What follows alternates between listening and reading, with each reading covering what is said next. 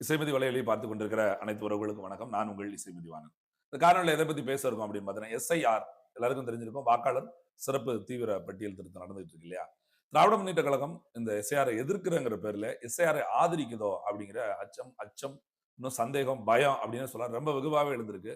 அதுக்கு ஆதரமா ஒரு ஆடியோ கூட நம்மகிட்ட கிடைச்சிருக்கு. ஏன்னா, அது என்ன சம்பந்தமா அந்த ஆடியோ வந்திருக்கு? ஏன் திமுக அதை ஆதரிச்சுட்டு வெளியே எதிர்க்கிற மாதிரி ஒரு நாடகம் போடுது அப்படிங்கிறத பத்தி இந்த காணொலியில பார்க்கலாம். வாங்க காணொலிக்குள்ள போலாம். அரசியல நம்ம தலையிடணும், இல்ல அரசியல் நம்ம வாழ்க்கையில தலையிடும்.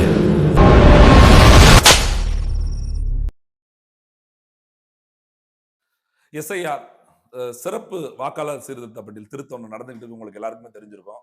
நவம்பர் 4 தொடங்கி டிசம்பர் 4 வரைக்குமாக தமிழ்நாடு, மேற்கு வங்காளம் உள்ளிட்ட 9 மாநிலங்களில் பாண்டிச்சேரி உள்பட்ட 3 யூனியன் பிரதேசங்கள் நடந்து கொண்டிருக்கிறது. இது ஏற்கனவே பீகார்ல இது மாதிரி நடந்துதான். இந்த தேர்தலில் பீகார் தேர்தல் முடிவில் பாரதிய ஜனதா கட்சியும் அவங்களோட கூட்டணி வச்சிருந்த நிதிஷ்குமார் அவர்களும் சமபாதி இடத்துல போட்டிட்டு 200க்கும் மேற்பட்ட இடங்கள்ல வெற்றி பெற்றது என்பது நம்ம அறிந்ததான். அதனாலே அதுக்கு முன்னாலே இந்த வாக்காளர் பட்டியல் சிறப்பு திருத்தத்தை வேண்டாம், கட்டாயம் நடத்தக்கூடாது அப்படின்னு சொல்லி நாம் தமிழர் கட்சி எதிர்த்துக்கிட்டே இருக்காங்க. என்ன காரணம் அப்படின்னு பார்த்தா, இந்த பட்டியல் திருத்தம் பண்ணுகிற போது எப்படி பீகார்ல இந்த பட்டியல் திருத்தம் பண்ணாங்களோ அப்படி பண்ணுகிற போது அங்கிருந்து நீக்கப்பட்ட கிட்டத்தட்ட 70 லட்சம் வாக்காளர்கள்ல எவ்வளவு வாக்காளர் தமிழ்நாட்டில் இருக்காங்களோ அவ்வளவு பேரை உள்ள இழுப்பதற்கான வேலை நடக்கும் அப்படின்னு சொல்லி அண்ணன் சீமான் அவர்கள் ஏற்கனவே இந்த பயத்தை வெளிப்படுத்தியிருந்தாங்க. அதை தான் செய்யக்கூடிய வாய்ப்பு இருக்கு அப்படின்னு சொல்லியிருந்தாங்க. அப்ப யாருமே நம்பல. ஆனால் இப்போ அந்த பணி தொடங்கிய பிறகு, அந்த பட்டியல் திருத்தம் தொடங்கின பிறகு அவங்க கொடுத்த அந்த ஃபார்ம் இருக்கு பாத்தீங்களா, அந்த விண்ணப்பம், அந்த விண்ணப்பத்துல பின்னாடி திருப்பி பாத்தீங்கன்னா 13வது காலமா அங்க அதை தான் கொடுத்திருந்தாங்க.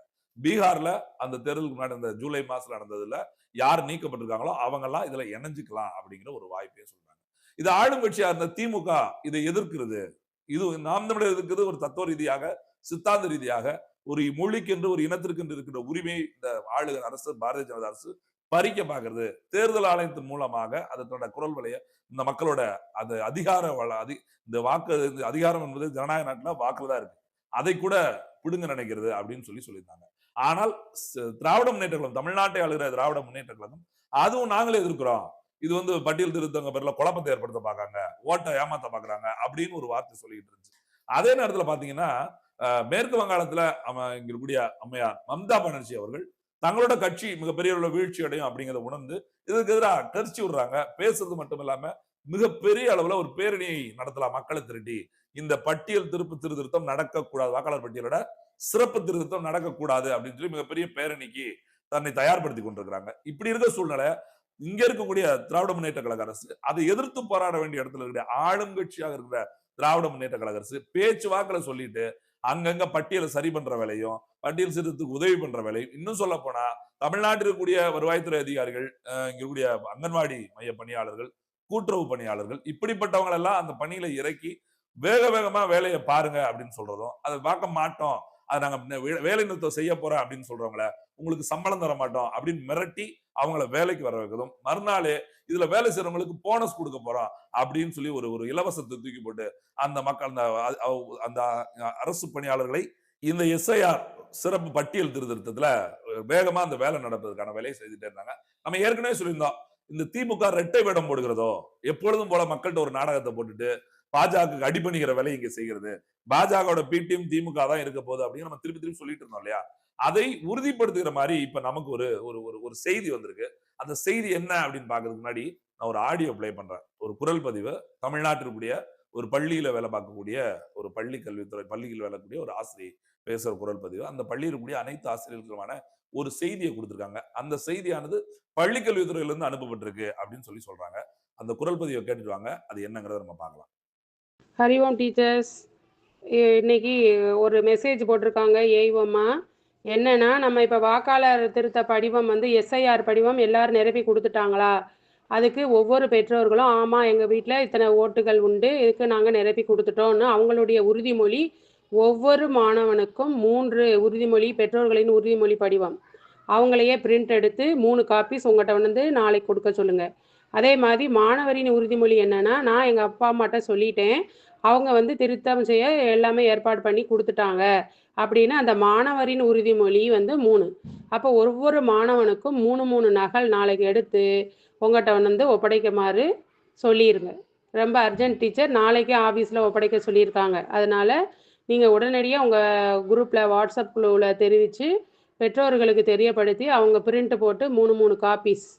ஏன்னா நாளைக்கே வேணும்னா, நம்ம வந்து அவங்களே தான் பிரிண்ட் போட்டு, அவங்களே நிரப்பி, கையொப்பமிட்டு உங்கட்ட ஒப்படைச்சா தான் நான் நாளைக்கு ஆபீஸ்ல ஒப்படைக்க முடியும். அதனால இப்ப தகவல் அவசரமாக தெரிவிக்கப்படுகிறது. இத நீங்க ஃபார்வர்ட் பண்ணி அவங்கள தயார் பண்ண சொல்லுங்க. பெற்றோர்களின் உறுதிமொழி படிவம் ஒவ்வொரு மாணவனுக்கும் 3 நகல். மாணவரின் உறுதிமொழி படிவம் ஒவ்வொரு மாணவனுக்கும் 3 நகல். அப்போ ஒரு மாணவன் வரும்போது நாளைக்கு 6 இது கொண்டு வரணும். பெற்றோர்களின் உறுதிமொழி 3 படிவம், அடுத்தது அவனுடைய உறுதிமொழி 3. ஆக மொத்தம் 6 ஜெராக்ஸ் கொண்டு வந்து உங்கள்கிட்ட ஒப்படைக்க சொல்லுங்க. நாளைக்கு எல்லாரும் கொண்டு வந்து ஒப்படைச்சிருக்கணும். 1300 மாணவர்களுக்கும் நம்ம அந்த 3 காப்பீஸை வந்து கொடுக்கணும். ஒன்று வந்து ஏஇஓ ஆஃபீஸுக்கு, ஒன்று வந்து டிஓ ஆஃபீஸுக்கு, ஒன்று சிஇஓ ஆஃபீஸுக்குன்னு சொல்லியிருக்காங்க. அதனால் 3 நகல்கள் உடனடியாக நாளைக்கு தருமாறு பெற்றோர்களுக்கு தெரிவிக்குமாறு அன்புடன் கேட்டுக்கொள்ளப்படுகிறது. எல்லாரும் இந்த குரல் பதிவை கேட்டிருப்பீங்க இல்லையா? இந்த குரல் பதிவு என்ன இந்த குரல் பதிவுல சொல்ல வருது அப்படின்னு பாத்தீங்கன்னா, உங்களுக்கே புரிஞ்சிருக்கு கேட்ட எல்லாருக்குமே. பள்ளி மாணவர்களால அதாவது பள்ளி மாணவர்கள், பள்ளிக்கூட மாணவ பெற்றோர்களும் தங்கள் உறுதிமொழியை கொடுக்கணும். அதாவது இந்த சிறப்பு பட்டியல் திருத்தல் நம்ம இணைஞ்சிருக்கோமா, நம்ம திருத்தி கொடுத்துட்டோமா, நம்ம வீட்டுல ஒத்தனை ஓட்டு இருக்கு அப்படிங்கறதெல்லாம் சொல்லிட்டோமா அப்படின்னு சொல்லியிருக்காங்க. நீங்க புரிஞ்சு யோசித்து பாருங்க. அரசு பள்ளி, அரசு உதவி பெறும் பள்ளியில் படிக்கக்கூடிய மாணவர்களுக்கான அந்த படிவம் வழங்கப்பட்டிருக்குதா அந்த ஆசிரியர் சொல்றாங்க. அதன் அடிப்படையில மாணவர்களுக்கு 3 படிவம், அத மாணவ பெற்றோர்களுக்கு 3 படிவம் அப்படின்னு சொல்லிட்டு அந்த படிவம் கூட நீங்க பாத்தீங்கன்னா மாணவர்களுக்கு கொடுத்திருக்காங்க. இப்ப மாணவ பெற்றோர்களுக்கு ஒரு படிவம் கொடுத்திருக்காங்க. என்னன்னு பாத்தீங்கன்னா, அதாவது எப்படி சொல்றாங்கன்னா, வாக்காளர் பட்டியல் தீவிர திருத்தம் 2026 தொடர்பான பெற்றோர்களின் உறுதிமொழி. அதாவது பள்ளியில் படிக்கக்கூடிய மாணவ மாணவிகள் யாரோட பெற்றோர்கள் ஒரு உறுதிமொழி கொடுக்கணும். அதாவது இதுல இந்த உறுதிமொழி என்ன சொல்லுதாங்க அப்படின்னு பாத்தீங்கன்னா, எனது மகன் அல்லது மகள் தங்கள் பள்ளியில் பயின்று வருகிறார். எங்கள் குடும்பத்தில் அதுல ஒரு கோடு போட்டிருக்காங்க. அது என்னன்னா எதுக்குன்னா எத்தனை பேரு? எங்கள் குடும்பத்தில் 4 பேரு, 5 பேரு அப்படின்னு அந்த நபர்களை குறிக்கணும். அந்த எண்ணிக்கை வீட்டுல உள்ளவர்கள வாக்கு செலுத்துகிற வாக்குரிமை பெற்றோருடைய எண்ணிக்கையை குறிப்பிட்டு இத்தனை 3 நபர்களுக்கு வாக்குரிமை உள்ளது. எங்களுக்கு வாக்காளர் பட்டியல் தீவிர திருத்தம் செய்வது குறித்து கணக்கெடுப்பு படிவங்கள் வழங்கப்பட்டுச்சு. அதாவது நாங்க எங்களுக்கு அந்த கணக்கு மாத்தணும் அப்படிங்கிறதுக்கான திருத்தத்துல பட்டியல அந்த படிவத்தை கொடுத்துட்டாங்க. நாங்க வாங்கிட்டோம். அதை நாங்கள் பூர்த்தி செய்து கையெழுத்து போட்டு கையொப்பமிட்டு வாக்குச்சாவடி நிலை அலுவலர் பிஎல்ஓட்ட நாங்க ஒப்படைத்து அதற்கான ஒப்புதலையும் பெற்றுக்கொண்டு விட்டோம். அக்னாலஜ்மெண்ட் கார்டும் பெற்றுட்டோம் அப்படின்னு உறுதியளிக்கிறேன் அப்படின்னு சொல்லிட்டு உங்க கீழே மாணவர், அதாவது அவர் பெற்றோரோட மகன் பெயரு, மகள் பேரு, அவங்க படிக்கிற வகுப்பு, அது பள்ளியோட பேரு, வலதுபுறம் பெற்றோரோட கையொப்பம். இப்படி ஒரு கடிதத்துல அவங்க எழுதி அதை 3 நகல் எடுத்து கொடுக்கணும். அதே போல பாருங்க அந்த மாணவனுக்கான உறுதிமொழியும் கொடுத்திருக்காங்க. அது என்ன சொல்லியிருக்காங்க அப்படின்னு பாத்தீங்கன்னா, வாக்காளர் பட்டியல் தீவிர திருத்தம் 2026 தொடர்பான மாணவர்களின் உறுதிமொழி. வாக்களிப்பது வாக்காளராக உள்ள அனைவரின் கடமை. அதே போன்று வாக்காளராக பதிவு செய்வதும் அனைவரின் கடமை. வாக்காளர் பட்டியலை தீவிர முறையில் திருத்தம் செய்வதற்காக எனது பெற்றோர் மற்றும் உறவினரிடம் அவர்களுக்கு வழங்கப்பட்ட கணக்கெடுப்பு படிவத்தை கடைசி நாள் வரை காத்திருக்காமல் அவர்கள் பூர்த்தி செய்து வழங்க வேண்டும் என்று நான் கேட்டுக்கொண்டேன். இந்திய ஜனநாயகத்தை எனது குடும்பத்திலும் பங்கெடுத்து இந்திய ஜனநாயகத்தை எனது குடும்பமும் பங்கெடுத்து வலுப்படுத்தும் என உறுதியளிக்கிறேன் அப்படின்னு போட்டு கீழே மாணவர் கையொப்பம் அப்படின்னு சொல்லி அந்த படிவங்கள் 2 படிவத்தை இந்த ஆசிரியரோட குரல் பதிவுல கேட்ட மாதிரி எல்லா மாணவர்களுக்கும் அவங்க பள்ளியில் சொல்றாங்க 1300 பேருக்கு கொடுக்கணும். அந்த 3 நகல் எதுக்கு அப்படின்னா ஏஓ ஆபீஸுக்கும், டிஓ ஆபீஸுக்கும், சிஓ ஆபீஸுக்கும் கொடுக்கணும். இப்படி 3 அதிகாரிகளுக்கும் அனுப்ப வேண்டியதுனால எல்லாரும் அந்த படிவத்தை நிரப்பிட்டு அவங்க அப்பா டிரைவர் நிரப்பிட்டு வரணும், இவங்களும் கையெழுத்திட்டு தரணும்னு சொல்றாங்க. இப்ப நமக்கு என்ன கேள்வினா, அந்த படிவம் மாணவ படிவத்துல கூட ஒன்று சொல்லிருக்காங்க பாருங்க, டிசம்பர் 5 வரைக்கும் தேதி இருக்குன்னு காத்திருக்காம விரைந்து நான் அனுப்பிடுவேன் அப்படின்னு சொல்றாங்க. இப்ப நமக்கு எல்லாரும் வாக்காளரா இணையணும், அதெல்லாம் நமக்கு மாற்று கருத்தே கிடையாது. அப்ப என்ன நீங்க இதுல இப்ப இங்க படிக்கக்கூடிய இந்த கடிதம், இந்த படிவமோ இந்த குரல் பதிவு நேற்றைய தினம் பாத்தீங்கன்னா 5வது படிக்கிற பள்ளிகளுக்கு வந்துருச்சு. இன்னைக்கு பாத்தீங்கன்னா 12 வரை படிக்கக்கூடிய பள்ளிகளுக்கு வந்துருச்சு. அப்ப நான் என்ன கேட்கிறேன்னா, 5வது படிக்கிற மாணவனும் 12வது வரைக்கும் படிக்கிற மாணவனுக்கு ஓட்டு இருக்கா அப்படின்னா ஓட்டு கிடையாது. அப்ப அவனை எடுத்து அவங்க வீட்டுல சொல்லி கொடுக்குறாங்க அப்படின்னா நீங்க இதுல எப்படி கவனிக்கும்? திமுகவோட சதி எப்படி இருக்கு அப்படின்னு பாத்தீங்கன்னா, கல்லூரியில படிக்கிற மாணவனுக்கு வாக்கு இருக்குங்க.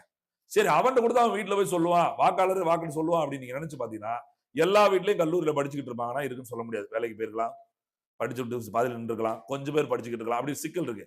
ஆனால் பள்ளி அப்படிங்கும் போது குறைஞ்சபட்சம் மகனா இருக்கலாம், மகளா இருக்கலாம், மருமகளா இருக்கலாம், மருமகனா இருக்கலாம், பேரனா இருக்கலாம், பேத்தியா இருக்கலாம். இப்படி ஏதோ ஒரு உறவுமுறை ஒரு வீட்டுல கண்டிப்பா ஒரு குழந்தை பள்ளி போக 1ஆப்ல இருந்து 12ஆம் பிள்ளை இருக்கும். அப்ப அந்த பிள்ளைகிட்ட கொடுத்து விட்டா வீட்டுல போய் சேர்ந்துடும். அப்ப எல்லாரும் நிரப்பிடணும். இப்ப நம்ம கேட்கறது என்னன்னா, இந்த திராவிட முன்னேற்ற கழகம் இந்த பட்டியல் சரிபார்ப்பை ஒத்துக்கொள்கிறதா? தீவிர திருத்தத்தை ஒத்துக்கொள்கிறதா? எல்லாரும் கொடுத்துறோம் அப்படின்னா ஒத்துக்கிறேன்னு சொல்லுங்க. இப்ப நாங்க சொல்றோம்ல, நாம் தமிழர் சொல்லுது எங்களுக்கு இந்த பட்டியல் தீவிர திருத்தத்துல 2 சிக்கல் இருக்குது. இதுல இரட்டை பதிவு ஒளிவருதுல எங்களுக்கு எந்த மாற்று கருத்தும் கிடையாது. இறந்தவர்கள் கணக்கு நீக்கிறதுல எங்களுக்கு எந்த மாற்று கருத்து வரவேற்கிறோம். ஆனால் இருக்கிறவங்கள பதிவு பண்ண விடாம போயிறதும் இந்த மாதிரி வெளி மாநிலத்தவர், தமிழர் அல்லாத வெளிநாளினத்தவர் அதுல உள்ள வந்தது சிக்கல் இருக்குன்னு சொல்றோம். ஏன்னா இன்றைய தினம் தமிழ்நாட்டோட தலைமை தேர்தல் இருக்க அர்ச்சனா பட்நாயக் அவங்க தெளிவா சொல்லிட்டாங்க. வெளி மாநிலத்தை சார்ந்தவர்கள் புதிதாக விண்ணப்பிங்கன்னா எது புதிதாக தமிழ்நாட்டுல வாக்காளராக விண்ணப்பித்துக் கொள்ளலாம் அப்படிங்கிறாங்க. அப்ப இந்த மாநில உரிமை என்பது இங்க கையை விட்டுட்டு போயிடும் அப்படிங்கிறதுனாலதான் நம்ம மறுபடியும் நாம் தமிழர் கட்சி எதிர்க்குது. இந்த வெளி மாநிலத்தவர் இங்க உறுப்பினராக சேர்ந்துக்கலாம், வாக்காளராக சேர்ந்துக்கலாம் அப்படிங்கிற திராவிட முன்னேற்ற கழகம் இன்றைக்கு வரைக்கும் எதிர்ப்பு தெரிவிக்கல. ஆனால் இந்த எஸ்ஐஆர் இந்த பட்டியலை நாங்க எதிர்க்கிறோம், இது எங்களுக்கு தேவையில்லை அப்படின்னு சொல்லுது. அப்புறம் ஏன் பள்ளி மாணவ மாணவி முதற்கொண்டு நீங்க ஒப்பந்த படிவம், ஒப்புதல் படிவமும், உறுதிமொழி படிவம் வாங்க சொல்றீங்க, அவங்க பெற்றோரை ஏன் கையில் தர சொல்றீங்க? நேரடியா எஸ்ஐஆர் ஆதரிக்கிறேன்னு சொல்லிட வேண்டியதானே. உங்களுடைய அரசு பணியாளர்கள் தான் வேலை செய்யறாங்க. அந்த அரசு பள்ளியில் படிக்கக்கூடிய மாணவர்கள் மூலமா பெற்றோருக்கு தகவல் கொடுத்து நாங்க எல்லாத்தையும் நிரப்புறோம், எங்க மாநிலம் தான் நிரப்பின முதல் இடமா வந்து நிப்பா அப்படின்னு நீங்க ஒத்துக்கிற வேண்டியதானே. உங்களுக்கு ஒண்ணும் புரியுதுல. மேற்கு வங்காளத்துல மம்தா பானர்ஜி அவர்களுக்கு இது பிடிக்கல. மிகப்பெரிய அவருக்கு ஒரு ஆளுங்கட்சியா இருந்தவங்க, எதிர்கட்சியா இருந்தவங்க இன்னைக்கு மிகப்பெரிய அளவுல அதை எதிர்த்து மிகப்பெரிய ஒரு பேரணியை நடத்துவதற்கு தயாராகி கொண்டிருக்கிறாங்க. அது எதிர்ப்பு தன்மையை காட்டுறாங்க, வாயில பேசல, ஜனநாயக நாட்டுல நடைமுறையில காட்டுறாங்க. மாற்றம் என்பது சொல்லல்ல செயல். இது திமுக தெரியாதா? மாடல் திராவிட மாடலுக்கு தெரியாதா? ஏன் எங்க ஸ்டாலின் அப்பா ஸ்டாலினுக்கு தெரியாதா? அப்படி கருத்தாக்கத்துல அறிவு பெட்டகமா இருக்கிற உதயநிதி ஸ்டாலின் தெரியாதா? இல்ல அவர்களுக்கு மூத்தவர்களாக அமைச்சர்களாக உட்கார்ந்து கொண்டிருக்க ஒருத்தருக்கும் புரியாதா? எஸ்ஐஆர் வாய்களையே பேசுறாங்களே. யாரன் இளங்கோவங்க என்னார் இளங்கோவங்க எங்க போனாரு? அவங்களுக்கு எல்லாம் இதெல்லாம் தெரியாம போச்சு. அப்போ இங்க இருக்கக்கூடிய திமுக தலைவர்கள் எல்லாம் பிஜேபி எதிர்ப்பது போல காட்டிக்கொண்டு இந்த வாக்காளர் பட்டியல் சரிபார்ப்பு சிறப்பு தீவிர திருத்தத்தை வேண்டாம்னு சொல்லிட்டு, ஆனால் அதை ஆதரிக்கிற, அதை விழுந்து விழுந்து என்ன சொல்லுவாங்களா, ஒரு வடிவில் ஒரு படத்துல சொல்றாரு, ஒரு ரவுடி மாதிரி இருக்கிற ஒரு பெரிய ஆள்கிட்ட போய் பக்கத்துல கை நின்று நீ வா அப்படின்னு சொன்னா வந்திருப்பேன் தெய்வமே அப்படின்னு பாருல. அது மாதிரி தூரத்துல இருந்து கேட்கிறவன் என் தலைவரை பாடுறா போவான்னு பேசிக்கிட்டு இருக்கான் அவ்வளவு பெரிய ரவுடி அப்படின்னா, பக்கத்துல இருக்கும்போது தெய்வமே அப்படின்னு பாருல. அது மாதிரி நான் பிஜேபி எதிர்க்கிறேன் உங்களை இல்ல தலைவரே அப்படின்னு நீங்க மோடிட்ட கும்பிடுற மாதிரி இங்க எஸ்ஐஆர் எதிர்க்கிறேன்னு சொல்ல வேண்டியது, அதுக்கு எதிராக பேச வேண்டியது, குரல் கொடுக்க வேண்டியது, மக்கள் மன்றத்துல பேச வேண்டியது.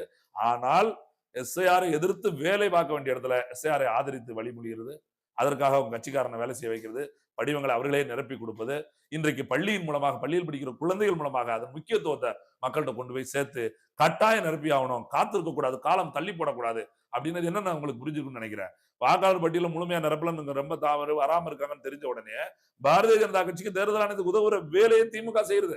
நான் என்ன சொல்றேன், இது தவறு இல்ல, நேர்மையா ஒத்துக்கிட்டு செய்யுங்க. எஸ்ஐஆர் ஏன் எதிர்க்குன்னு சொல்ல வேண்டிய அவசியம் இருக்குல்ல. அண்ணன் சொல்றாரு, சீமான் சொல்றாருன்னா பீகார்ல இருக்கப்பட்ட நீக்கப்பட்ட 70 லட்சம் வாக்காளர்ல கிட்டத்தட்ட 10 லட்சம் வாக்காளர் தமிழ்நாட்டில் இருக்க, அவனை இங்க வாக்காளரை கொண்டு வரோம் நாங்கள், அதனால எங்களுக்கு வேண்டாங்கிறோம். மாற்று மாநிலங்களை சேர்ந்தவங்க இங்க வாக்காளராக திரும்பதற்கு ஒரு முயற்சி நடக்கிறது, அதனால வேண்டாம்னு சொல்றோம். நீங்க அவர் சொன்னது நடந்துருச்சு. இன்றைய தினம் அர்ச்சனா பட்நாயக் அறிவிச்சிருக்காங்க, மாற்று மாநிலங்கள் தமிழ்நாட்டில் வாக்காளராக விண்ணப்பிங்கன்னு சொல்லிட்டாங்க. அவங்க ஊர்ல அவங்களுக்கு வாக்காளர் இல்லைன்னா, உரிமை இல்லைன்னா இங்க விண்ணப்பிச்சிருவாங்க. அப்போ அதுல ஒரு நோக்கம் இருக்குது, ஒரு அவங்களோட சொல்லல ஒரு சரி இருக்குது. அதை விட்டுட்டு எதுவுமே சொல்லாம நான் எதிர்க்கிறேன், இது தமிழ்நாடு ஜெயிக்கும், தமிழ்நாடு வெல்லும், தமிழ்நாடு தலைகுனியாது, தமிழ்நாடு வணங்காது, இப்படி திருவெல்லாம் முகப்புல எழுதி போட்டா நீங்க எஸ்ஐஆர் நிப்பாட்டி விட்டுருவீங்களா? எப்படி பொதுக்கூட்டத்துல போய் முழங்குறது, உள்ள போய் காலில் விழுந்து மன்னிப்பு கேட்கறது, மக்கள்கிட்ட வாய் சவடால் விடுறது, அரசாங்கத்துல மண்டிட்டு கூனி குறுகி இருக்கிறதா? கொஞ்சம் கூட வெக்கம் இல்லாம எடப்பாடி பழனிசாமி எல்லாம் கும்பிடு பேசலாமா? நீங்க நட்டுக்கு பேசுறோம், யோசிச்சு பாருங்க. ஆளுங்கட்சி எது தவறு செய்யற எதிர்கட்சி சுட்டி காட்டினா அதே எடப்பாடி அவர்கள் எஸ்ஐஆரை ஆதரிச்சு பேசுறாருன்னா அவர் செய்யற தவறு, எஸ்ஐஆரை ஆதரிப்பது தவறு அப்படி சொல்லுவாங்க. நெஞ்சோடத்தர் என்ன காரணத்தினால சொல்ல முடியுமா? அவரும் சொல்றாரு, அதிமுக திண்டுக்கல் சீனிவாசன் 1 கோடி ஓட்டு இங்க குறையும் பாருங்க, பீகார்ல நாங்க எங்க கூட்டணி ஜெயிச்ச மாதிரி இங்க ஜெயிப்போங்கன்னா அப்ப எவ்வளவு திருட்டுத்தனம் பண்றாரு அவரே ஒத்துக்கிறாரு. அதை சுட்டி காட்டியாவது பேச தெரியுதா உங்களுக்கு? அது சுட்டி காட்டியாவது பேச தெரியுதா? 1 கோடி வாக்கு குறைஞ்சிருக்கேன்னு சொல்லுங்க. 1 கோடியில இவ்வளவு, எங்க அண்ணன் சீமான் சொல்றாரு 1 கோடி வாக்கு குறையுன்னு, நாங்க தான் ஒத்துக்கிறோமே. இறந்தவரோட வாக்குரிமை எடுப்பதில் எங்களுக்கு சிக்கல் இல்ல, இரட்டை வாக்குரிமை பறிப்பதில் எங்களுக்கு சிக்கல் இல்ல. ஆனால் புதிய வாக்காளரை சேர்ப்பதில் எங்களுக்கு சிக்கல் இருக்கு. தமிழ்நாடு சொல்லாத, தமிழ் மொழி பேசாத பிற மாநிலங்களை சார்ந்தவர்களை இந்த மண்ணிலே வாக்காளர்களை கொண்டு சேர்ப்பு சிக்கல் இருக்கிறது. காரணம், இது வருங்காலத்தில் தமிழர் பூமியாக இருக்குமா? தமிழர் நாட்டை தமிழர் ஆளும், அதனால ஒரு மொழி வழி தேசம் இந்தியாவில் பிரிக்கப்பட்டுச்சு. மொழி வழி தேசம் பிரிக்கப்பட்டது, இந்தியாவில் மொழிக்கு தமிழ் மொழிக்கு ஒரு மாநிலம் இருக்கிற போது அதிலேயே தமிழர் அல்லாதவர் ஆட்சியில் இருக்கிறது. மறுபடியும் தமிழர் அல்லாதவர்களை இங்க வாக்காளர் சேர்ப்பது திட்டமிடல், ஒரே நாடு ஒரே சட்டத்துக்கு வழிவகுக்கும், ஒரே தேர்தலுக்கு வழிவகுக்கும் அப்படின்னு தான் நான் குற்றச்சாட்டு செய்யறோம். அப்ப திமுக தொடர்ச்சியாக இரட்டை நிலைப்பாடை எடுத்துக்கிட்டே வந்து இன்றைக்கு அரசு பள்ளியின் மூலமாக, அரசு உதவி பெறும் பள்ளியின் மூலமாக பள்ளிக்கூடத்துல கீழ்நிலை பள்ளிக்கூடத்துல இருந்து 1ஆம் இருந்து 5ஆம் வரைக்கும், அப்புறம் 6ல இருந்து 12 வரைக்குமான மாணவ செல்வங்களை பயன்படுத்தி பள்ளி கல்வித்துறை மூலமாக அரசுக்கு எதிராக, அரசுக்கு ஆதரவா, தேர்தல் ஆணையத்துக்கு ஆதரவா ஒரு வேலை செய்யறாங்கன்னா, இந்த பிக்காளித்தனம் இதுக்கே வெள்ளையும் சொல்லிய மாலையனும், இதுக்கு எதுக்கு முதலமைச்சர் 3 முழம் கயிறு போதாதா? இவ்வளவு பேச்சு பேசுனீங்க. மன்னர் பரம்பரை மண்ணாங்கட்டி பரம்பரை ரேஞ்சுக்கு பேசிட்டு திமுக எதையும் எதிர்த்து நிக்கும் அப்படின்னு சொன்னவரு சட்டன குனிவது என்ன? எஸ்ஆர் வேணும் ஒத்துக்கிட்டு போயிட வேண்டியதானே? மானத்தை நாங்கெல்லாம் இருக்கிற மேடையில் இருந்து கொண்டே இன்னொரு கட்சிக்கு ஆதரவாக பேசுவோம் அப்படிங்கிற மாதிரி பேசிட்டு போயிட வேண்டியதானே? கடவுள் வேண்டாம்னு சொல்றீங்க, வீட்டுக்குள்ள ஹோமம் நடத்துறீங்க, என்னது அவ்வளவா மானம் கட்டு போயிட்டீங்க? சாராயத்தை எதிர்ப்போங்கிறீங்க, சாராய கடை நடத்துறீங்க, அதுல என்ன வெக்கமா உங்களுக்கு எல்லாம் போயிடுச்சு? போதையின் பாதையில போகாதுன்னு சொல்றீங்க, இருக்கிற எல்லா கஞ்சாவும் உங்க கட்சிக்காரன் தான் விற்கிறான், நீங்க என்ன செத்தா போயிட்டீங்க? நாட்டின் நலத்திட்டங்கள் எல்லாரும் நல்மதிப்போடு வாழன்னு சொல்றீங்க, பிச்சைக்காரர் போல பிச்சை எடுக்கிறதுக்கு 1000 ரூபாய் இலவசங்கிறீங்க, என்ன மானம் கட்டு போயிருச்சா இந்த அரசாங்கத்திற்கு? எல்லோருடைய தனிநபர் வருமானத்தை உயர்த்தும்னு சொல்றீங்க, ஆனா இன்றைக்கு விவசாயத்தை தாழ்த்தி நிப்பாட்டுறீங்க. ஒரு நபர் வருமானம் உயராதன் விளைவு 1000 ரூபாய் கையேந்து வைக்கிறீங்க, அப்படி என்ன மானம் கட்டு போயிருச்சு? இதுக்கெல்லாம் மானம் கடாத ஸ்டாலின் அவர்களுக்கும் திராவிட கட்சிகளுக்கும் இந்த எஸ்ஐஆரை ஏற்றுக்கொள்வதில் உங்களுக்கு சிக்கலா இருப்பதா? வெளிப்படையா ஏற்றுக்கொள்வதில் இல்ல வெளிப்படையா எதிர்ப்பதில் சிக்கல் இருக்கா? தொடர்ச்சியாக ரிட்டர்ன் நிலைப்பாடு எடுத்துக்கொண்ட இந்த திமுக இந்த எஸ்ஐஆரிலும் அதைத்தான் செய்கிறது. நான் திருப்பி சொல்ல, மானமுள்ள மம்தா பானர்ஜி மிகப்பெரிய பேரணி நடத்துகிறார், மானமுள்ள ஸ்டாலின் அதை செய்வாரா? சோத்துல உப்பு போடுற மம்தா பானர்ஜி அவர்கள் மிகப்பெரிய பேரணிக்கு திட்டமிட்டு கொண்டிருக்கிறார். அதே வேலையை செய்யற ஸ்டாலின் அவர்கள் செய்வாங்களா? ஆளுங்கட்சி முதலமைச்சர் தானே. எதிர்க்கிறோம் சொல்லி நேரம் எதிர்ங்க பார்ப்போம். 56 இன்ச் மோடி பாத்திருக்கீங்களா அப்படின்னு அவன் கேட்டு வர்றான். போக முடியுமா இப்ப உங்களால? மக்கள் பார்த்துட்டு தான் இருக்காங்க. இதெல்லாம் பார்த்து கொண்டிருக்கிற மக்கள் தான் முடிவு செய்யணும். தொடர்ச்சியாக 50 ஆண்டுகளுக்கு மேலாக திராவிட கட்சிகள் மக்களை ஏமாற்றிக் கொண்டே இருக்கிறாங்க. இந்த மாற்றம் அவன் என்ன சொல்றான், இது மக்களுக்கு 500 1000 கொடுத்துட்டா எப்படியா வாக்குகளை பெற்றுக் கொள்கிறான் என்ற நம்பிக்கையில தான் இவன் அவனுக்கு போட்டி, அவன் இவனுக்கு போட்டிங்கிற ஒரு கட்டமைப்பை உருவாக்கி கொண்டு இதை தாண்டி எந்த கட்சியும் வந்துவிடக் கூடாது என்பது போல மத்தியில காங்கிரசும் பாரதிய ஜனதா கட்சியும் தமிழகத்துல மாநிலத்தில் திமுக அதிமுக என்கிற ஒரு ஓரணி நாடகங்களை மாற்றி மாற்றி அரங்கேற்றிக் கொண்டே இருக்கிறாங்க. இதுக்கெல்லாம் பதில் சொல்லுற காலம் விரைவில் வரும் நம்புறோம். நன்றி, வணக்கம்.